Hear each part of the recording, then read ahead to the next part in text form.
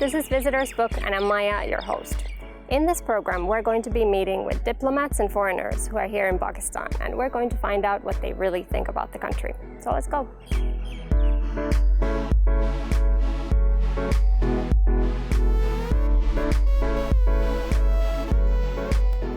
So our guest today is Harun Kucukaladagli, the country director of Director Maarif. So let's go find him. Hi Harun, so nice to meet you. Thank you very much having me, and welcome our Islamabad Girls Campus. Thank you so much. Thank you for having me. So you've been living here in Islamabad for about 8 months now, but you actually started visiting Pakistan already 12 years ago. How did you first come here? Yes, it was 12 years ago, as you said. Around end of 2008, I came to Islamabad. Mm-hmm. It was the occasion of one of the official meeting. Okay. D8, one of the developing 8 countries, one of the meeting. Okay, so that's where you were working. Yes, I was one of the member of delegation of the D8 Secretariat. At that time, I was working at D8 Secretariat as a research analyst. And after 2008, every year, 1 time, 2 times, I frequently came to Pakistan. At the end, 8 months ago, I settled here. Yeah. So, 2008, the situation must have been quite different back then. What was your first impression of Pakistan?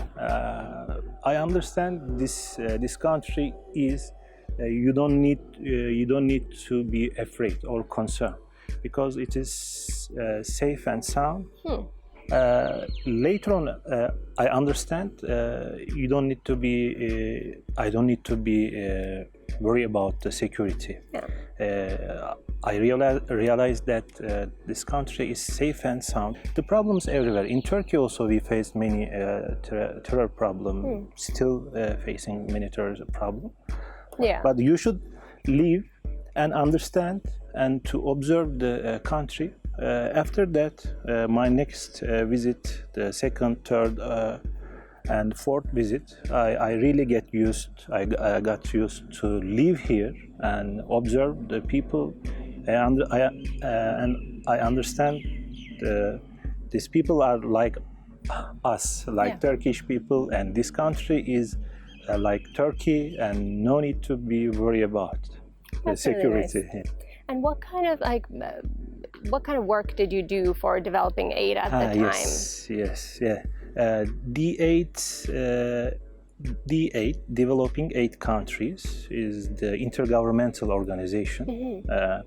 That organization aiming to increase to economic cooperation between the members. Okay. Pakistan and Turkey also are member of that organization. The other members, Iran, Bangladesh, Malaysia, Indonesia, Egypt, and Nigeria. Every 2 months, there are meetings in each and every country in different areas: agricultural cooperation, industrial cooperation, energy cooperation, something. I was at the secretariat, the secretariat based in Istanbul. Oh, I see. As an admin officer, I started in 2008, and then become a research analyst. Okay. And at the end of 2016, I joined Turkish Maarif Foundation. During that 8 years, almost 20 times I came to Pakistan. Oh, that's amazing. And you must have visited so many other countries as well. Yes, definitely. Of course, the D8 members, as I said, these 8 countries I visited. After joining Turkish Maarif Foundation at the beginning of 2017, I was the head of Asia Pacific Department of Turkish Maarif Foundation. So all Asia and Pacific countries was under my responsibility. So because of that, I visited many Asian, specifically Asian countries and some Pacific countries also, except China, India, and Myanmar. I couldn't find a chance to visit these countries. Even Laos, Vietnam, Thailand, of course, Indonesia, Singapore, Malaysia, Taiwan. That's a lot of countries. Japan. Amazing. Yeah. You lived in Iran as well for a while. Right? I did not live in Iran, but I visited Iran again several times. Right. And so many cities, Yazd, Mashhad, again Tehran, Isfahan, Shiraz. I visited these cities of Iran also. How would you compare Pakistan, like your experience in Pakistan, with all these other countries you've gotten to visit? Was there something like special about Pakistan that made you want to come here again and again? Yes, there are many, but let me underline only one, because I believe that there is a very unique and specific, very special relations and bonds between Turkish people and Pakistani people. Mm-hmm. I cannot explain this relation. My field is international relations, MA, and my bachelor degree is international relations. I cannot explain you this relation with international relations theory. This is realism, idealism, social. No, I cannot explain. This is very emotional relationship. I don't mean the political, I don't mean the economic. Of course, if you look at the economic figures between two countries, it is low. Political relations, very nice, good. But people to people,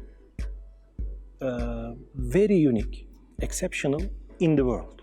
You can, there are many other examples.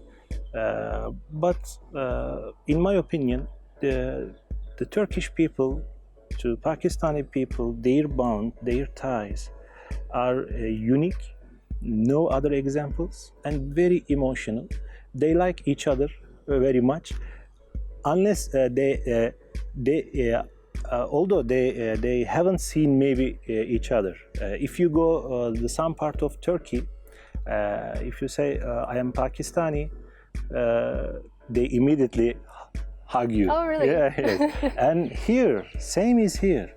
Let me share with you one of my memory in Multan. I was in Multan. In the restaurant, I had my lunch, and after I asked check, and the gentleman looked me, where are you from? I said, I'm from Turkey.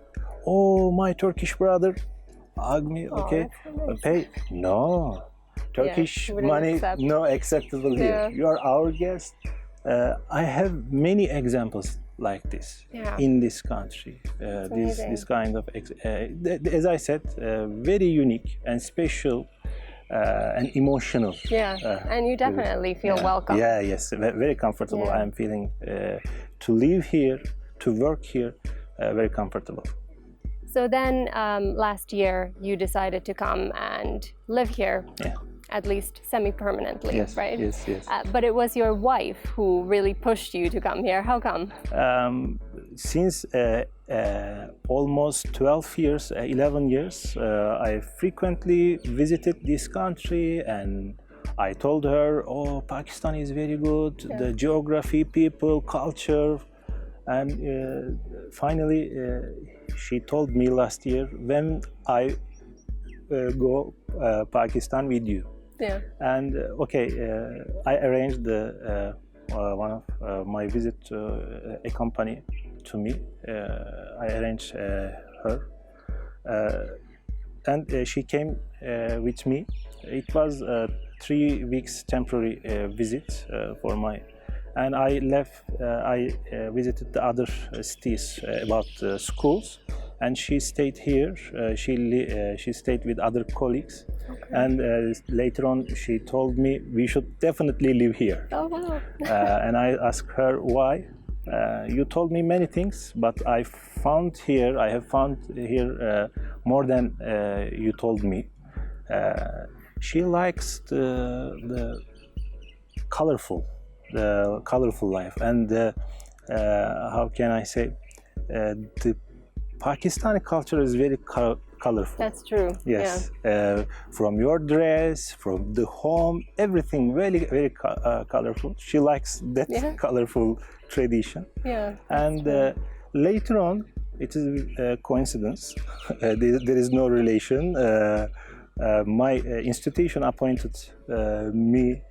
Assigned me as a country director. Okay. So most probably she prayed too much, and Allah accepted her prayer. Wow. So I was wondering if you like actually asked them to post you here, but then it was just no. It was fate, maybe. Yeah. This is yes. Okay. So let's talk about your work a little bit here. What is the Maarif Foundation? What does it do exactly? Maarif Foundation, Turkish Maarif Foundation is the full name. Yeah. It was established exactly 4 years ago in June 2016 by the Act of Turkish Parliament. It is actually a state agency, Turkish state agency, for aiming to run schools abroad, not inside the Turkey, on behalf of the Republic of Turkey. Okay.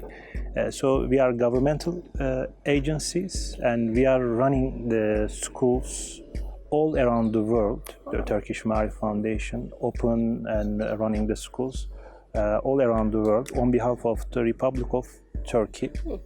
And Turkish Maarif Foundation has schools in 43 countries. Oh wow! In 4 years.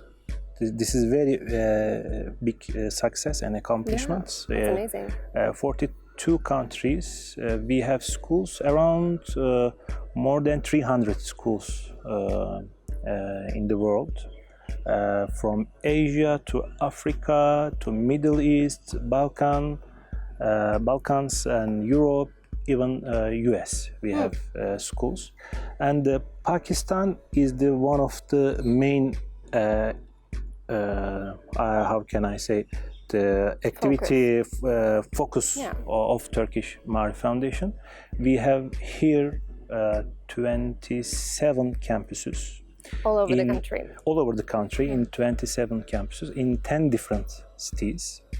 Around 13,000 students we have. Wow. Yes, 1,100 teaching staff and 700 non-teaching staff.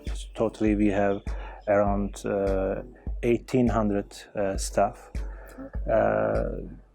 As I said, we are running these schools for the sake of the future of this country on behalf of the Republic of Turkey. And how is the curriculum different? Like, what is different about these schools when you compare to, like, maybe Pakistani government schools? The curriculum, we are following the international curriculum from grade 1 to grade 8. Actually, there is a flexibility according to the regulation of Pakistan education system. You can follow any curriculum. Okay. So we are following international curriculum from grade 8 to grade 8. Grade 1 to grade 8, very sorry. And from grade 9, you have to follow the Pakistani curriculum. Oh, I see, okay. Metric and FSC system that is here. Of course, we are following the metric and FSC system, and as well as Cambridge system we have.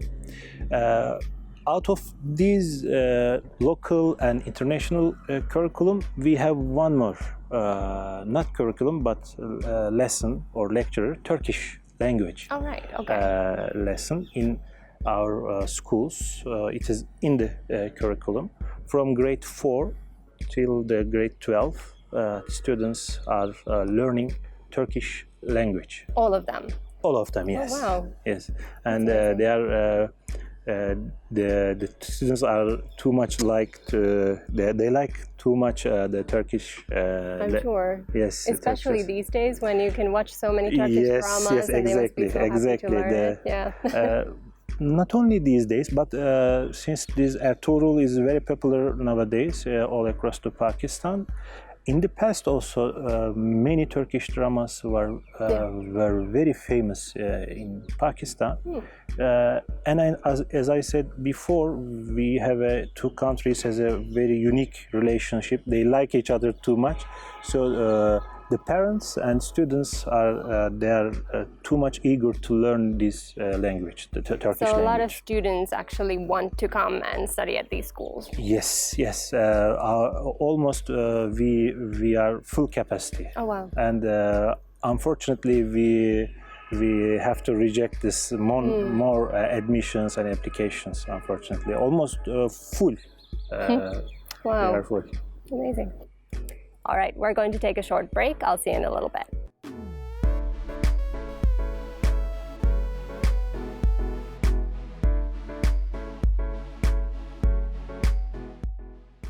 Welcome back. I'm here in conversation with Harun Kucukaladagli. So, you are actually from the city of Konya in Turkey, right? Can you tell me a little bit about why that city is famous? Konya is not ordinary city. And I'm saying it was the capital, but the capital once time was capital, always capital. Yeah. This is since I'm this is my hometown. I'm always making advertisement of my hometown. The people of Pakistan, they know well about Konya and Rumi. Yes, especially Rumi. Mevlana Celaleddin Rumi. Here he knows about Rumi in Afghanistan. It's Belhi, Mevlana Celaleddin Belhi, because he was born there. He was born in Belh province in Afghanistan, and he traveled when he was child with his father. His father also one of the great scholar at that time, Bahattin Veled. Its nickname is Sultanul Ulema. It means the sultans of the scholars. During his time, he traveled with his father and his family first to Iran and stayed some days or months in Iran, and then passed to Anatolia and came to the Turkey's one of the small province nowadays, Karaman. It's very near to Konya. Settled over there. Then later on, the Sultan of Anatolian Selçukis Empire invited his father to capital Konya. Oh, I see. And he accepted. Mevlana's father accepted the invitation, and they settled in Konya. Okay. So he lived, the Mevlana Celaleddin Rumi lived in Konya end of that Anatolian Selçukis time. And he is very popular here as I said, in Afghanistan, in Iran, all around the world, not only in Afghanistan or in Pakistan, all around the world. His messages are very popular. Why do you think he is so loved? I mean, he lived in 13th century, so what do you think it is about his poetry that is so relatable still today? Because he taught to the people the basic values of Islam through the message for whole humanity. The message is very soft messages for all humanity. Okay, he did not tell his messages not only Muslims, for all humanity. Of course, he is talking the source of the Islam, but for all human beings. Because of that, still almost 8 centuries passed, but still he is very famous, well known and he has still many followers all around the world. Yeah. What can you find today if you go to Konya? Can you find some dervishes there still? Yes, Yeah? definitely. You can find many dervishes in Konya, not only in Konya. We call it in Turkish dergah. Dergah means some school for followers of Mevlana. Okay. The Mevlevi is the followers of Mevlana, and Mevlevi dergah is the somehow schools of the followers of Mevlana. Not only in Konya, in Istanbul also. One of the biggest Mevlevi dergah is in Istanbul. Yeah, you can see not only shrine of you can find the not only shrine of Mevlana, also the dergah and other dervishes and many other the things about Mevlana. And one more, you can find when you visit Konya, the Şems-i Tebrizi. Oh yes. Şems-i Tebrizi. If you think about only Mevlana, it is you are thinking only half of. You are looking the only half of Mevlana. Yes. The other half of Mevlana is Şems-i Tebrizi. Absolutely. And Şems-i Tebrizi's many there are many shrines about him, but one of the is in Konya, the other is in Tebrizi. One of his shrine is in Konya. Okay, that's amazing. Have you ever met any Pakistanis who visited Konya, your home city? Yes. Yeah, they do go there? Actually, when many Pakistanis, most of the Pakistanis, when they visit to Turkey, if they had a chance, they immediately to go the Konya one night stay and come back. Yeah. They planned like this. If they the purpose of visitors, it depends to people. If they have a chance, they are arranging. Definitely, they are arranging. And I had many visitors when I was in headquarters of Turkish Maarif Foundation.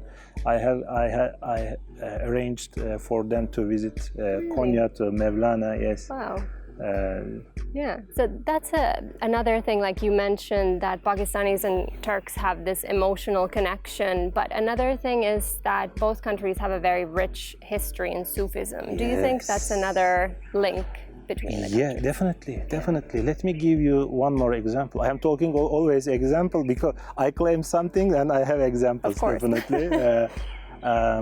Konya as I can say the capital of Sufism for Turkey. Yeah. Okay.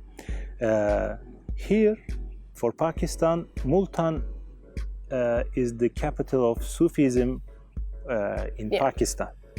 And there are many similarities between Multan and Konya. Really? When I was in visit to Multan, always I am feeling, this is exactly like my hometown, Konya. Because you can see in Konya Mevlana, Şems-i Tebrizi, Sadreddin Konevi, and in Multan you can see Bahatuni Zekeriya, Shahrukh-i Alam in Multan, and other shrines, the many Sufi shrines, Sufi leaders' shrines in Multan. So Sufism has one of the main similarities and between these two nations, and this is one of the main reason to such a strong and historic and emotional tie why these two countries, the Sufism. Yes, so definitely. do Turks also know a lot about Pakistani culture in this regard? Like, let's say, some famous Sufi singers or like Qawwali singers, let's say. Yeah. Like Nusrat Fateh Ali Khan, for example. Let me give one more example about which I lived. Around 20 years ago, my work at that time was very stressful. And one of my friends, he was my teacher, but later on we become friends. He advised me to listen Nusrat Ali Khan.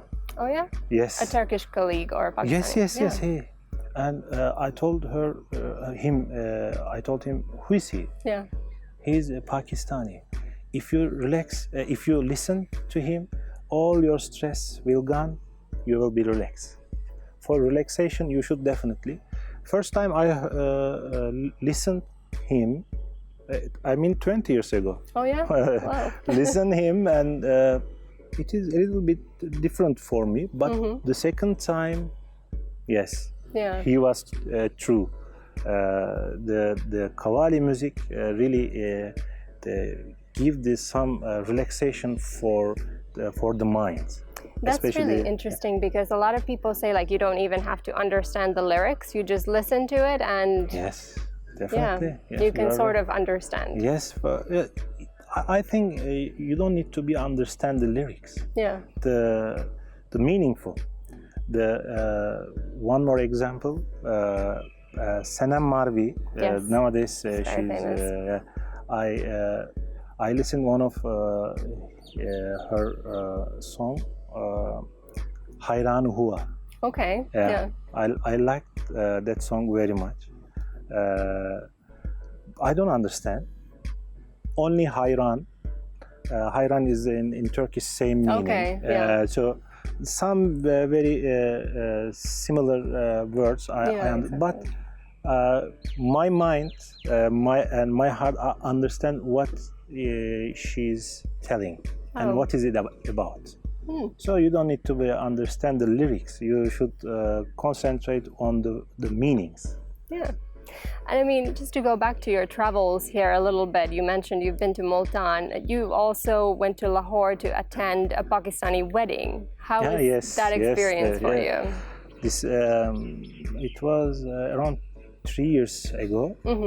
This was my first experience to attending wedding, and it was very nice and again unique experience. Why? Because I observed that the Pakistani people are keeping and observing their tradition during their ceremonies. Wedding is one of them. The groom and the bride, they both of are wear their traditional dress. Yeah. Unfortunately, in Turkey, some people still keeping their tradition. Unfortunately, we are not like this. Many people in Turkey not observing like this. But here, it was very colorful wedding ceremony. Very colorful. Even the bride and the groom's the dress very colorful, and you understand.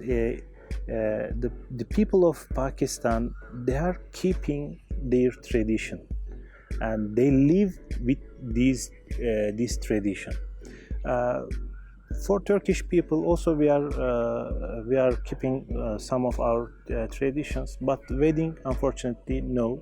Because of that I really impressed for the when I attended that wedding ceremony. Yeah. What was your favorite part of the wedding? Did you get to dance at all there? Yeah, it was the Lahori people especially. They are dancing too much. Compared the other regions. That's true. They are dancing too much, and their dancing is very different. I could not dance because it is very. I'm not familiar to dance. You'd have to learn all the moves, and it takes time.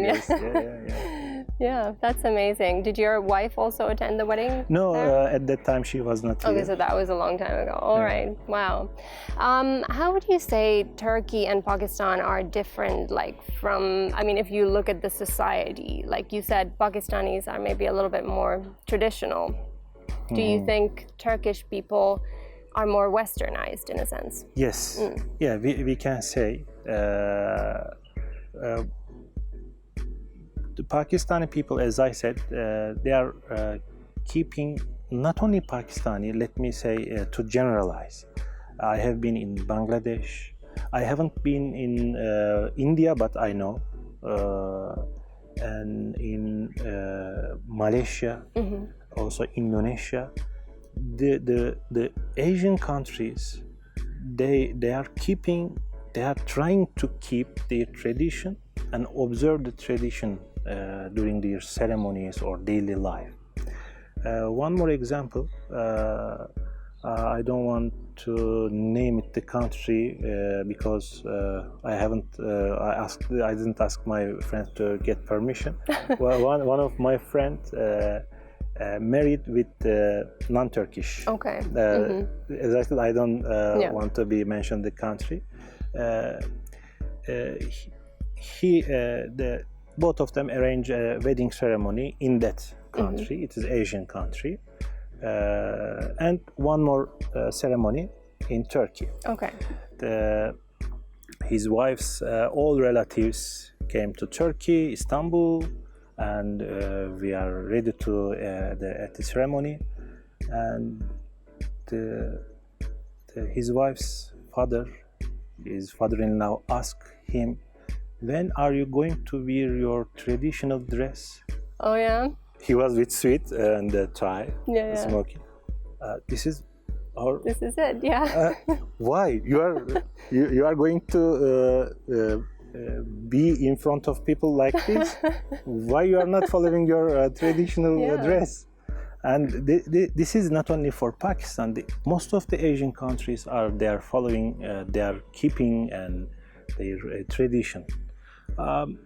There are many reasons for sociologists can explain the reasons.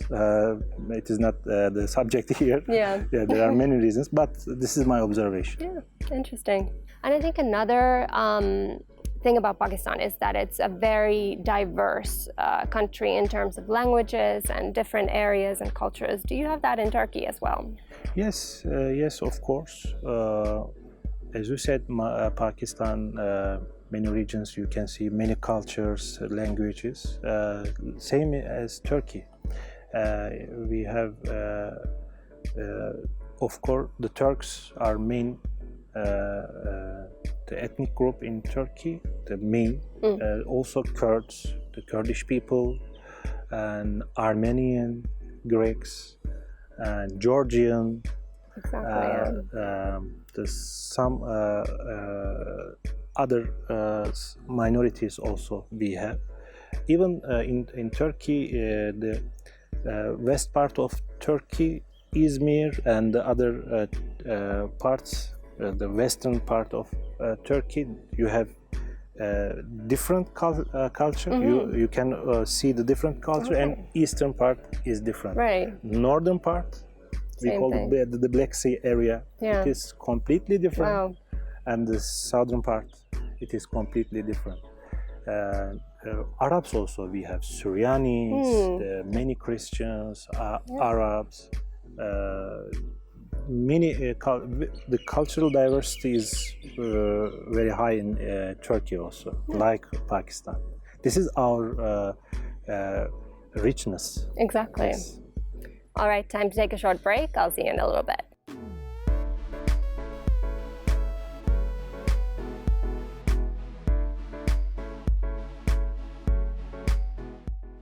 Welcome back. I'm here in conversation with Harun Kucukaladagli.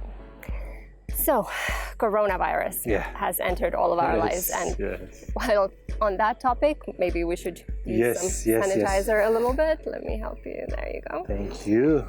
So, how has it impacted Pakturk schools? Have you started online classes? Yes. Let me begin to general how affect education. Lockdown for almost every country. Now they are under lockdown. Yeah. And all around the world, more than 90% of schools are closed. Exactly. 1.5 billion students are away from their schools for 4 months. Yeah, that's so a it long is time. very long time for students' behavior, and it seems it will continue. Yeah, unfortunately. So it affects not only Pakistan, It affects not only in Turkey, all around the world, especially the education sector. Each and every sector affected by the coronavirus. The economies, the politics, social economy, okay. But when we talk about the education sector affects more than the other sectors. Now you can see unfortunately our garden is empty. Yeah. At this time it should be the playing ground for the students. Unfortunately, for almost 4.5 months in Pakistan, all the schools are remain closed, and I don't know when it is going to be open, but not in very near future. So when the government decide to opening the school, maybe 1 month later, 2 months, it depends to them. Very strict SOPs. It will open like new normal. The new term is the new normal. Absolutely. So we will not continue to our education before. Not 24 students in the same class at the same time. Yeah, you can't do that. The shifting, or not every day. It should not be every day. Maybe 3 days in school, Monday, Wednesday, Friday. Right. I'm giving an example. Or the others, Tuesday and Thursday, online will continue. Exactly. And I mean, you know, everyone has had to make changes to their lives and their professions as well, their work. How has it affected your personal life here in Pakistan? I mean, was there something, like, did you have a hobby that you used to do, maybe go into the gym, and now you're not able to do that? Unfortunately, as I said, I have assigned here to 8 months ago. The first 4 months, I was very busy to visit each and every campuses all across to Pakistan. I said 10 intensities, 27 campuses. I couldn't find a chance to make hobby. Unfortunately, during the lockdown. You know, almost 2 months it was lockdown time. Again, I couldn't find a chance. But again, when we started our online education, I'm still very busy. But I visited many cities. The geography of this country, I like it very much. I really impressed. I enjoyed. I visited many cities, even the Kashmir, the Muzaffarabad, Rawalakot, Benjosa, Peshawar in KPK, and Sialkot in Punjab, Rawalpindi, of course, Lahore, Multan, Quetta, Khairpur, Hyderabad, Karachi. You've been everywhere. But unfortunately not yet the northern part. Okay, so that's still waiting. Yes, I really want to go to Swat Valley, Hunza Valley, and Sukardo also. The Gilgit part, I really want to go there. If the first chance, I will definitely want to go and visit the northern part. I haven't been there. And one more, the Gwadar. Oh, yes, Gwadar, in the south. South, yes. I really want to visit that city also. This is enjoying the geography of the Pakistan. This is my hobby. Inshallah, after lockdown, I will definitely. Hopefully soon you'll get back to it. Do you have like a favorite place that you've visited so far? Yeah, actually, I don't have my favorite. All the visited and countries. The question I am receiving many times: what is your favorite countries? Every countries have their own uniqueness. So in Pakistan, every state they have their own uniqueness. But Lahore, of course, very historical city and center. It is a very center city, and Multan, because of its similarities. Exactly. It remembers my hometown, Multan. And the Balochistan part, I really want to go that part also. one more my experience. I traveled. This is the very unique experience of my life, to travel to Kandahar, to Quetta by land, Wow. and cross the border, the Chaman border. Amazing. That mountain, it is the geography. I really like that geography. Yeah, it is not very green. Yeah, but it's like desert basically. Yes, and mountains. Definitely, yeah. And one more aim. I hope I will do it. I passed the Khyber Pass. To Peshawar, to Jalalabad through Khyber Pass, because the Khyber Pass, it is very historical pass. Absolutely. Even the great Alexander the Great pass that passed to conquer the India. Yeah. Hopefully one day you can do that. Yes. Amazing. What about Pakistani food? I mean, with all this traveling, I'm sure you've gotten to taste a lot of traditional food here in the country as well. The Pakistani food for Turkish people, we have many similarities. The differences is the food, the cuisine of the Pakistan for Turkey. It is not familiar for us. It is too much spicy and too much fat for us. But not for me. You love it. Okay. Yeah, I love it. Spicy food too much. When I eat mutton karahi, my Pakistani colleagues, you are eating like Pakistan, the mutton karahi. Yeah. So that's your favorite? Yeah, mutton karahi is my favorite. The others also, there are many. But mutton karahi is my favorite, and I ate my best mutton karahi in Multan. Really? Yeah. Yeah, that's what they say. Like, if you want to taste like some of the best food in Pakistan, you need to leave Islamabad, basically. Yes. Yeah. Yeah.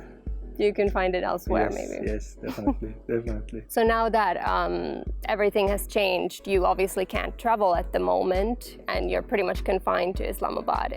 Is like traveling something that you're really looking forward to get back to? Is that something that you miss? Yes, definitely. Before the lockdown, the coronavirus, COVID-19, I used to travel too much. Yeah. And when you travel, of course, for our work we are traveling, but you will observe the other issues also, the society, the city, and I really want to begin my travel because the observation of this culture. There are, as we discussed earlier, there are many different cultures here, and observing these cultures and living in that culture, I really missed, and I'm looking forward to start my travel across the Pakistan. When was the last time you got to go home to Turkey, actually? February. Yeah, so February it's been a while. 2000. Yes, 4 months. Do you miss it? Yes, definitely. Since Turkey is my country, I really miss it. But I'm still happy here. During the lockdown, I did not bore too much. We locked down because of my job.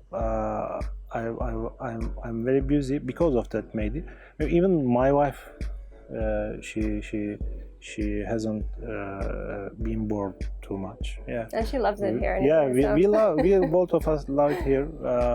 Maybe our management, Turkish Maarif Foundation management, when they will decide to assign new country, I don't know. But as I'm really wants to live here, to be here until the next assignment. Okay, then it's time for a rapid fire round. And today we don't have the cards, so I'll just look at the questions from my phone. Please. Are you ready? Yes. Okay. Shalwar kameez or Western clothes? Shalwar kameez, definitely. Oh yeah? Lahore or Karachi? Lahore. The first thought that comes to your mind when I say Shiraz? Alexander the Great. Ah, interesting.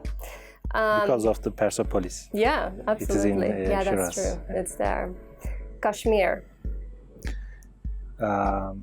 Kashmir, Switzerland. Switzerland of Pakistan. Yes, yes. True.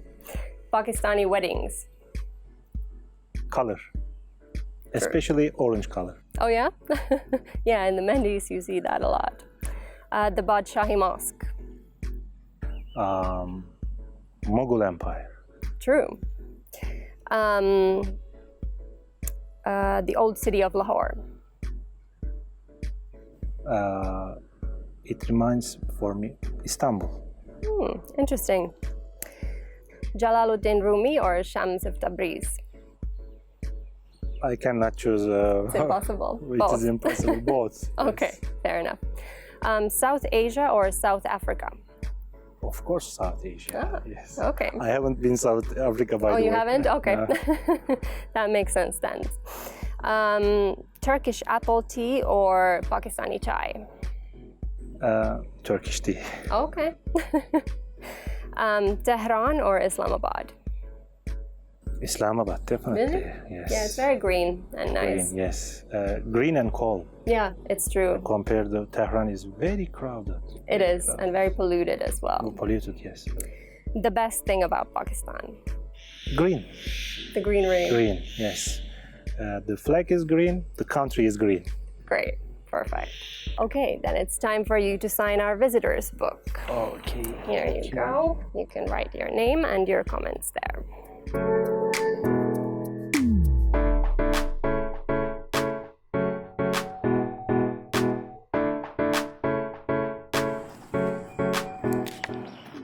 Okay, great. Thank you. All right, let's see what you wrote. Thank you very much for having me on your show, and I appreciate hosting you at the Director Maarif Girls Campus. Thank you so much. Thank you It was too. a very interesting conversation, too. and I hope you continue to enjoy your stay here. Thank you. Thank you very much. Thank you.